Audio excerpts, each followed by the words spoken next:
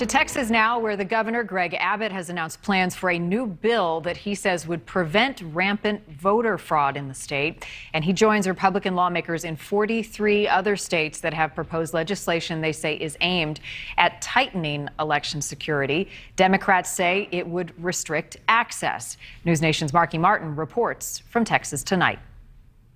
In the wake of a hotly contested 2020 presidential election, voter rights are front and center, and there are major legislative clashes happening over what those should look like.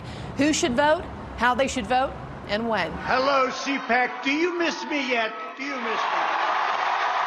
At February's CPAC convention, almost 4 months after Election Day, President Trump still touting unfounded claims of victory. I received almost 1.5 million more votes than all of the Republican House candidates combined. So how the hell is it possible that we lost? It's not possible.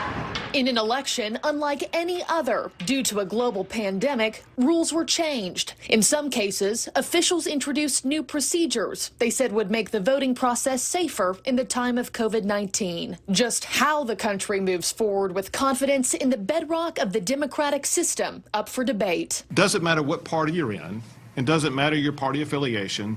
What matters is our collective efforts. On Monday, Texas Governor Greg Abbott addressing a slew of legislative efforts he says will ensure election integrity in Texas. From shortening the early voting window to tightening ID requirements and voter rolls. The governor taking aim at Harris County, which is home to Houston, for attempting to send out 2 million unsolicited mail-in ballots for the 2020 election. Also in Harris County, election officials created drive-through voting, which is not authorized by law.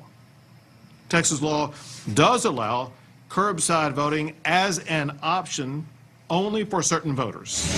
In Georgia, Republican lawmakers have introduced more than 24 bills they say will increase election security, including ending no-excuse mail-in voting, reducing voting on Sundays, and eliminating drop boxes. Democrat and former gubernatorial candidate Stacey Abrams calling the proposals racist on CNN Sunday. It is a redux of Jim Crow in a suit and tie.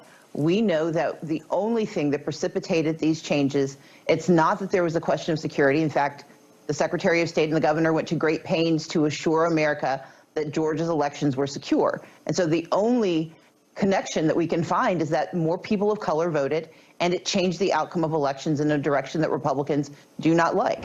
In Arizona, the legal battle over voter fraud in the state's most populous Maricopa County remains ongoing, with Senate Republicans calling for a full audit of the 2020 election. And in the nation's capital last week, House Democrats passed H.R. 1, a sweeping voting rights bill that Democrats say would restrict partisan gerrymandering and strike down voting hurdles. H.R. 1.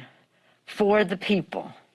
For the people. The first 300 pages were written by John Lewis to remove voter suppression tactics from our political system. Now, if passed in the Senate, H.R. 1 would be the largest overhaul of U.S. election law that we have seen in our generation. And even President Biden himself in a statement saying he hopes to refine this measure and eventually pass it into law. Now, the Republican opposition to this is that it redirects the power from states to the federal government when it comes to election decision making. Now, Republican Senator Mike Lee of Utah said this. He said, quote, "Everything about this bill is rotten to the core."